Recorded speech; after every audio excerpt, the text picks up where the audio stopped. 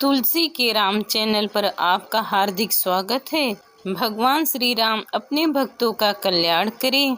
इस चैनल पर हम विष्णु पुराण की कथा सुन रहे हैं। आज हम दूसरा अध्याय सुनेंगे जो कि इस प्रकार है। श्री पराशर जी बोले, जो ब्रह्मा विष्णु और शंकर रूप से जगत की उत्पत्ति, स्थिति और संहार के कारण है तथा अपने भक्तों को संसार सागर से तारने वाले हैं, उन विकार रहित शुद्ध अविनाशी परमात्मा सर्वदा एक रस सर्व विजयी भगवान वासुदेव विष्णु को बारंबार नमस्कार है, जो एक रूप होकर भी नाना रूप वाले हैं, सूक्ष्म स्थूल हैं, अव्यक्त एवं व्यक्त रूप तथा मुक्ति के कारण हैं। उन श्री विष्णु भगवान को नमस्कार है, जो विश्व रूप प्रभु, विश्व की उत्पत्ति, स्थिति और संहार के मूल कारण हैं। उन परमात्मा भगवान विष्णु को नमस्कार है, जो विश्व के अधिष्ठान है, अति सूक्ष्म से सूक्ष्म है, सर्व प्राणियों में स्थित पुरुषोत्तम और अविनाशी हैं, जो परमार्थ अति निर्मल ज्ञान स्वरूप हैं, किंतु अज्ञान व नाना पदार्थ रूप से प्रतीत होते हैं, तथा जो जगत की उत्पत्ति और स्थिति में समर्थ एवं उसका संहार करने वाले हैं। उन जगदीश्वर अजन्मा अच्छे और अव्यक्त भगवान विष्णु को प्रणाम करके तुम्हें वह सारा प्रसंग क्रमशः सुनाता हूँ, जो दक्ष आदि मुनि श्रेष्ठों के पूछने पर पितामह भगवान श्री ब्रह्मा जी ने उनसे कहा था। वह प्रसंग दक्ष आदि मुनियों ने नर्मदा तट पर राजा पुरुकुस को सुनाया था, तथा पुरुकुस ने सारस्वत और सारस्वत ने मुझसे कहा था, जो पर से भी पर परम श्रेष्ठ अंतरात्मा स्थित परमात्मा रूप वर्ण नाम और विशेषण आदि से रहित है, जिसमें जन्म वृद्धि परिणाम क्षय और नाश इन 6 विकारों का सर्वदा अभाव है, जिसको सर्वदा केवल है इतना ही कहा जा सकता है, जिनके लिए यह प्रसिद्ध है कि वे सर्वत्र हैं और उनमें समस्त विश्व बसा हुआ है। इसलिए ही विद्वान जिसको वासुदेव कहते हैं, वही नित्य अजन्मा अच्छे अव्यक्त एक रस और हे गुणों के अभाव के कारण निर्मल पर ब्रह्म है। वही इन सब व्यक्त और अव्यक्त जगत के रूप से तथा इसके साक्षी पुरुष और महाकरण काल के रूप में पुरुष हैं। अव्यक्त और व्यक्त उनके अन्य रूप हैं तथा काल भी उसका परम रूप है। इस प्रकार जो प्रधान पुरुष व्यक्त और काल इन चारों से परे हैं तथा जिसे पंडित जन ही देख पाते हैं, वही भगवान विष्णु का परम पद है। प्रधान पुरुष व्यक्त और काल ये रूप पृथक पृथक संसार की उत्पत्ति, पालन और संहार के प्रकाश का तथा उत्पादन के कारण हैं। भगवान विष्णु जो अव्यक्त व्यक्त पुरुष और काल रूप में स्थित होते हैं, उसे उनकी बाल क्रीड़ा ही समझो।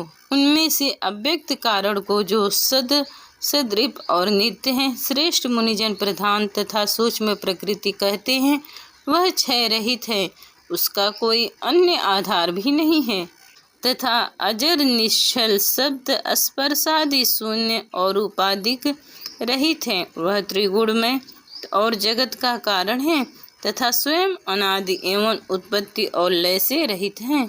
वह संपूर्ण प्रपंच प्रलय एवं सृष्टि के आदि तक उसी से व्याप्त था।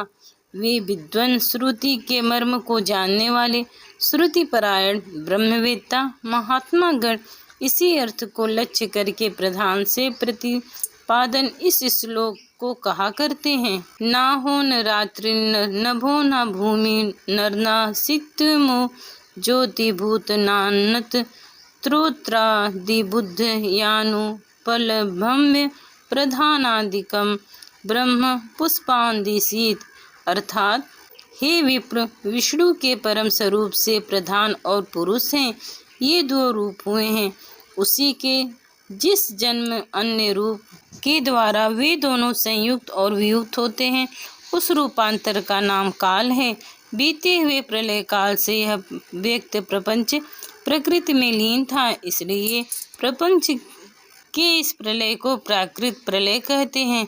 हे ब्राह्मण, काल रूप भगवान अनादि हैं, इसका अंत नहीं है। इसलिए संसार की उत्पत्ति, स्थिति और प्रलय भी कभी नहीं रुकते।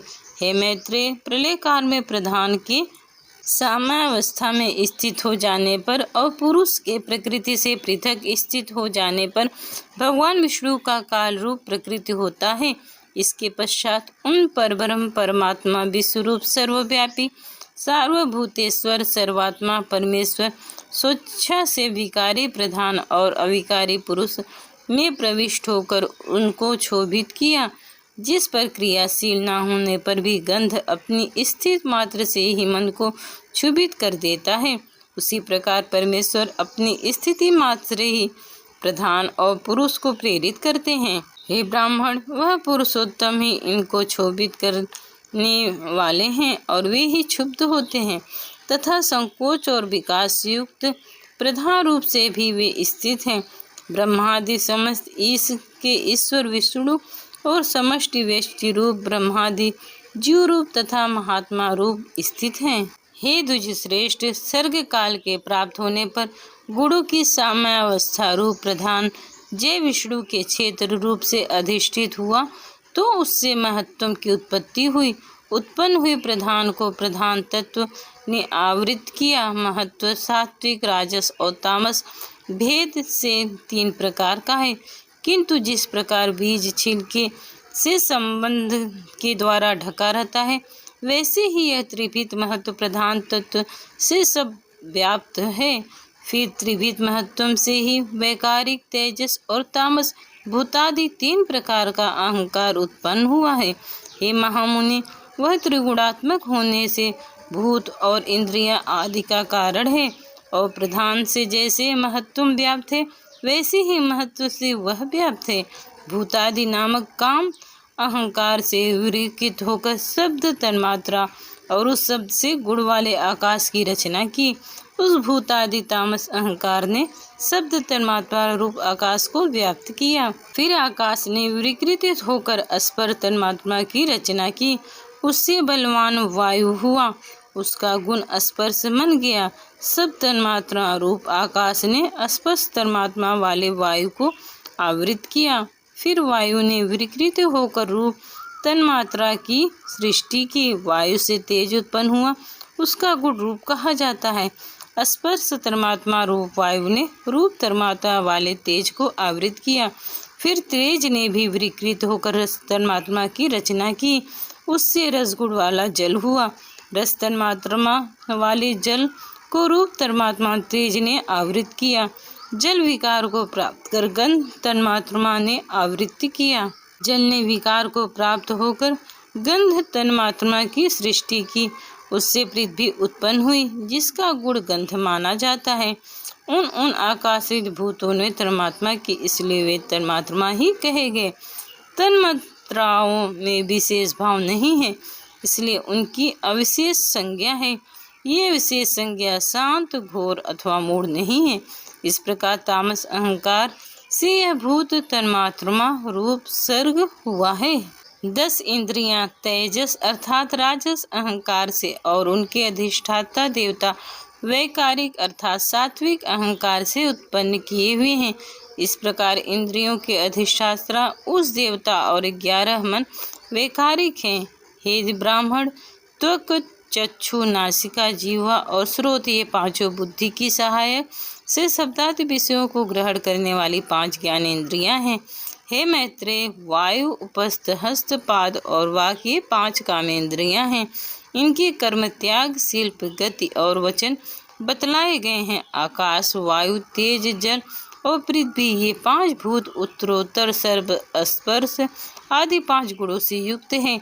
ये 5 भूत शांत, घोर और मूढ़ हैं, अतः ये विशेष कहलाते हैं।